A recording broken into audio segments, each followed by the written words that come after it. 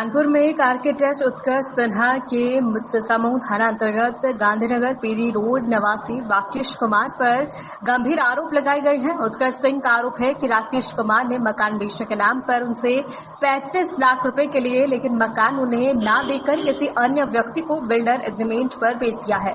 उत्कर्ष सिंह ने बताया कि जब उन्होंने मकान के लिखा पढ़ी की बात की तो राकेश कुमार ने टाल मटोल करते हुए मना कर दिया। इसके बाद उत्कर्ष सिन्हा ने न्यायालय की सहायता ली और राकेश कुमार के खिलाफ मुकदमा दर्ज करवाया है। उत्कर्ष सिन्हा और उनके अधिवक्ता विश्वजीत ने अपने प्रतिष्ठान पर एक प्रेस वार्ता का आयोजन किया है, जिसमें उन्होंने कानपुर विकास प्राधिकरण के जिम्मेदार अधिकारियों पर भी गंभीर आरोप लगाए हैं। उत्कर्ष का कहना है कि वो कल्याणपुर गुभा गार्डन सिद्धार्थनगर IIT के निवासी हैं और पेशे से एक आर्किटेक्ट हैं और उनकी मुलाकात राकेश कुमार से हुई, जिसमें गांधीनगर पी रोड स्थित मकान को खाली कराने के लिए उनसे 35 लाख रुपए लिए गए हैं और खाली होने के बाद मकान उत्कृष्ट सिन्हा को बेचने का वादा किया, लेकिन बाद में मकान किसी और व्यक्ति को बेच दिया गया है। उत्कर्ष सिंह का कहना है कि जब उन्होंने इस मामले की शिकायत पुलिस से की तो पुलिस ने आरोपी से मिलीभगत कर मामला दर्ज नहीं किया और मजबूर होकर उन्होंने अपने अधिवक्ता के माध्यम से धारा 156(3) के तहत न्यायालय में मामला दर्ज करवाया। उत्कर्ष सिन्हा और उनके अधिवक्ता ने यह भी बताया कि विवादित मकान पर कानपुर विकास प्राधिकरण के मानचित्र को दरकिनार कर निर्माण कार्य किया जा रहा है।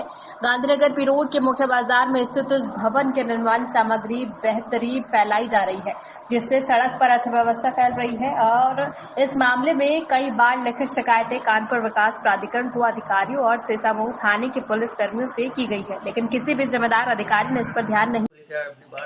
शासन और प्रशासन तक कहना चाहते हैं। अपना नाम बताइए।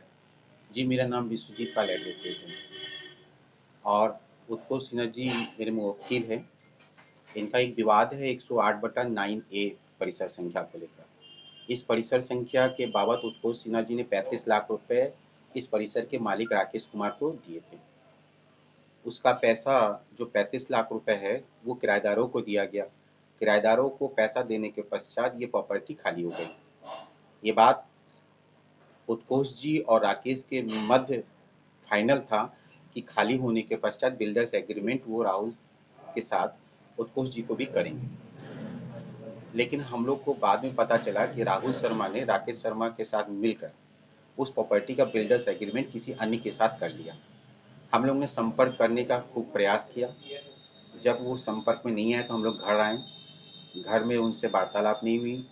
फिर हम लोग ने इसमें एक सिविल सूट फाइल किया।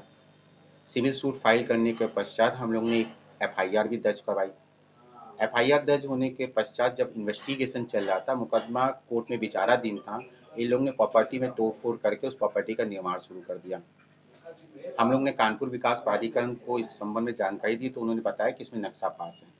उस समय हम लोग को कोई ऑब्जेक्शन नहीं हुआ, लेकिन इस प्रॉपर्टी पर फिर निर्माण कार्य जब शुरू हुआ तो मैंने देखा कि ग्राउंड फ्लोर और फर्स्ट फ्लोर में जो निर्माण हुआ वो बिल्डिंग बायलॉज के विरुद्ध है।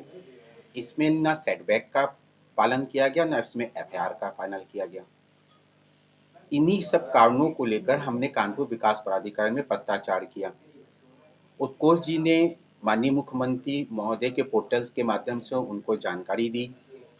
कल हमने chief secretary of Uttar Pradesh में भी एप्लीकेशन दिया। परिस्थिति ये है कि जहां कानपुर विकास प्राधिकरण को इस संबंध में सूचना दी जा रही है कि वहां अवैध निर्माण हुआ, आज 7वां दिन है, कानपुर विकास प्राधिकरण ने उसमें कोई कार्रवाई नहीं की। साफ साफ पता चल रहा है कि जहां अवैध निर्माण हो रहा है और कानपुर विकास प्राधिकरण इसकी जानकारी रख रहा है, उसके बाद कार्रवाई नहीं कर रही है, तो इससे स्पष्ट है कि कानपुर विकास प्राधिकरण के सक्षम अधिकारी और राकेश का उनके साथ साथ है। ये कौन सा एरिया है जो कानपुर क्षेत्र में पड़ता है जिसका आपने बिल्डर्स एग्रीमेंट किया था? ये गांधीनगर सीसामऊ में पड़ता है। मकान नंबर 108/9 है। जो एग्रीमेंट रजिस्टर्ड एग्रीमेंट था कि नोटल एग्रीमेंट? मेरा उनसे केवल एक विश्वास का पैसे का लेन देन हुआ था उत्कर्ष जी का। अब उन्होंने पैसा अपने किराएदारों को दिलवाया, उसका रिकॉर्ड हमारे पास है। अब उन लोग ने उस विश्वास में धोखाधड़ी की, उसी की FIR हुई, उसमें इन्वेस्टिगेशन चल रहा है।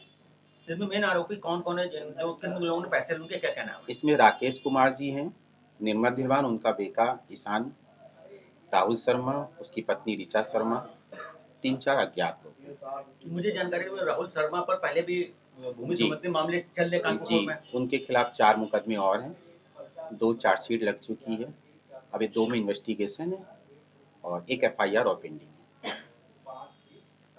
जी, मैं उत्कर्ष सिन्हा बोल रहा हूँ। बोलिए, आपके साथ क्या बताना चाहेंगे, किस तरह का फ्रॉड हुआ है और कितने का हुआ है? देखिए, ये अगर इसको संक्षेप में बताएं तो एक मेरे यहाँ प्रॉपर्टी डीलर थे राहुल शर्मा जी। उन्होंने एक प्रॉपर्टी के संदर्भ में मुझसे बात की और कहा कि इसमें कुछ किराएदार हैं और जो मालिक हैं वो आपसे मिलना चाहते हैं। तो जो मालिक हैं श्री राकेश जी, वो मेरे से मिले। उन्होंने कहा कि इन किराएदारों को यहाँ से हटाना है और फिर यहाँ पे निर्माण कराना है। चूँकि आप इस काम को करते हैं, आप आर्किटेक्ट हैं, बिल्डर हैं, आप ये काम करें। तो उन्होंने जिन जिन लोगों को पैसे देने को कहा, मैंने पैसे दे दिए और एक विश्वास पे सारी चीज़ें हो गई। लगभग 35 लाख रुपए मैंने 2 किराएदारों को और उनके कुछ रिश्तेदार थे, उन सबको दिए गए, जिसकी सारी प्रमाण मेरे पास हैं। एक वीडियो प्रमाण है और उसके अलावा जो है कुछ नंबर 1 का पैसा भी दिया गया, वो सारा बैंक अकाउंट से डिडक्ट हुआ, उनके अकाउंट में गया, उसकी पूरी डिटेल मेरे पास है। इसके बाद कुछ समय तक ये प्रॉपर्टी ऐसी पड़ी रही। एकाएक इसमें मुझे ऐसी जानकारी मिली कि इसमें बिल्डर्स एग्रीमेंट हो गया है। श्री राकेश जी जो मुझसे मिले थे और मेरे ही पैसे को लेके उन्होंने किराएदारों को हटाया था, उन्होंने राहुल शर्मा को साथ में लेकर और 1-2 लोगों को शामिल करके इस पे बिल्डर्स एग्रीमेंट कर लिया, बिना मेरी जानकारी के। जब मैंने इस पे ऑब्जेक्शन किया तो उस पर कोई कार्रवाई नहीं हुई। आपने कहीं शिकायत वगैरह की है? जी बिल्कुल। कहाँ की? इसके लिए मैंने फिर सिविल एक सूट दाखिल किया, उसमें भी कार्रवाई चल रही है। उसके आगे फिर मैंने एक एफआईआर भी करवाई है इसके संबंधित। लेकिन अजीब तो ये हुआ कि ये विवादित होने के बावजूद इसमें निर्माण चालू हो गया और करीब 1.5 से 2 महीने से इसमें निर्माण चल रहा है। मैंने सोचा कि भाई एफआईआर या उसका कुछ असर पड़ेगा, मैं इसमें कुछ ना बोला।